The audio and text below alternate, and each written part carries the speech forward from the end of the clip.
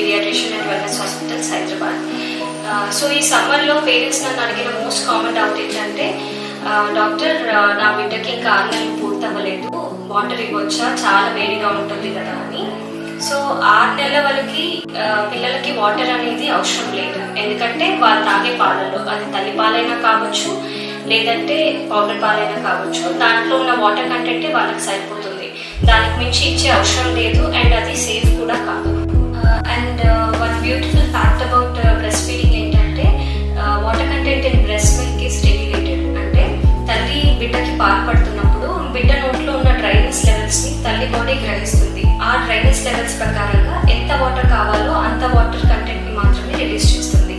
అంటే సమ్మర్స్లో చాలా డ్రైనెస్ ఉన్నప్పుడు ఎక్కువ వాటర్ కంటెంట్ తల్లి నుంచి బిడ్డకు వస్తుంది కాబట్టి మీరు పై నుంచి ఎంత వాటర్ ఇవ్వాలో మీకు తెలియదు. సో బేబీకి కావాల్సినంత వాటర్ తల్లిపాల నుంచి వచ్చేస్తుంది కాబట్టి ఎక్స్ట్రా వాటర్ ఇవ్వాల్సిన అవసరం లేదు.